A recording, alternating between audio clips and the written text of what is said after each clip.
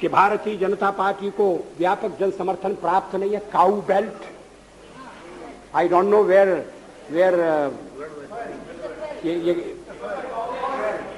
ये cow belt है, cow belt का समर्थन है। जो काऊ बेल्ट जिससे कहा जाता है उसको इस तरह से सदन में उल्लेखित करना। किस क्षेत्र की आप बात कर रहे हैं?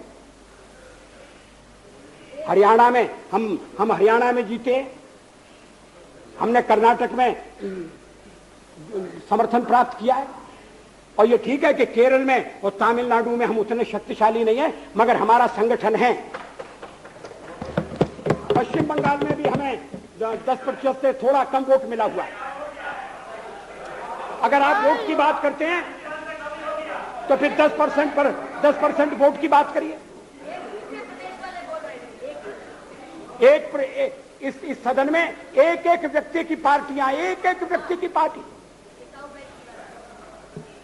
और वो हमारे साथ हमारे खिलाफ जमघट करके और हमें हटाने का प्रयास कर रहे हैं। उन्हें प्रयास करने का पूरा अधिकार है, मगर है वो एक व्यक्ति की पार्टी। एकला चलो रे, और चलो एकला अपने चुनाव क्षेत्र से और दिल्ली में आकर हो जाओ इकट्ठे रे। किस लिए इकट्ठे हो जाओ? देश के भले के लिए। स्वागत है, हम भी अपने ढंग से देश की सेवा कर रहे हैं। और अगर हम देशभक्त न होते और अगर हम निस्वार्थ भाव से राजनीति में अपना स्थान बनाने का प्रयास न करते, और हमारे इन प्रयासों के पीछे 40 साल की साधना है। ये कोई आकस्मिक जनादेश नहीं है, कोई चमत्कार नहीं हुआ है। हमने मेहनत की, हम लोगों में गए, हमने संघर्ष किया है। पार्टी 365 दिन चलने वाली पार्टी है। ये कोई चुनाव में कुकर मुक्के की तरह से खड़ी होने वाली पार्टी नहीं है। और आज हमें अकारण कटघरे में खड़ा किया जा रहा है क्योंकि हम थोड़ी ज्यादा सीटें नहीं ले सके। हम मानते हैं हमारी कमजोरी है, हमें बहुमत मिलना चाहिए।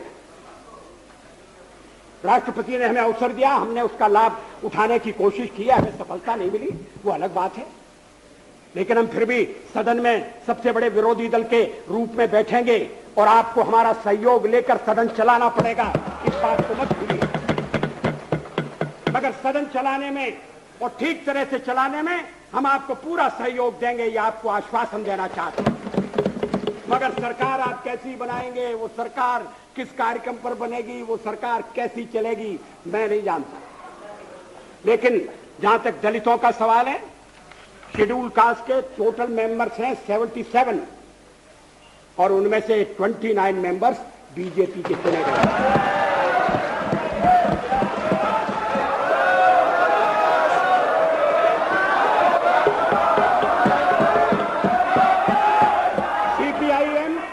सीपीआईएम के 5 मेंबर हैं, सीपीआई 1 मेंबर है, कांग्रेस 15 मेंबर है, जनता दल 7 मेंबर है और सबसे ज्यादा हमारे मेंबर हैं।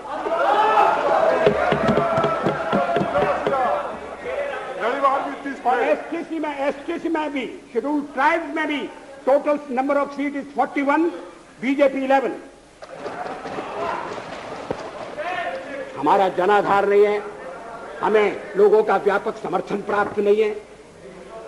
अगर आप हमें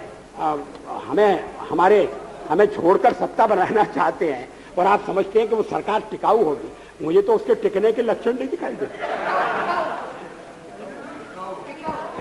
वो पहले तो उसका जन्म लेना कठिन है, जन्म लेने के बाद जीवित रहना कठिन है।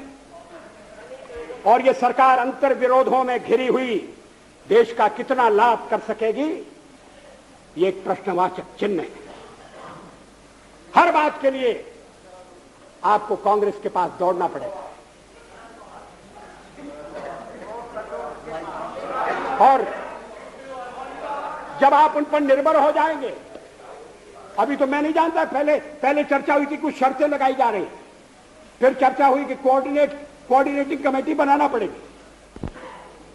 फ्लोर पर भी हम लोग कोऑर्डिनेशन करते हैं, उसके बिना तो सदन नहीं चलता।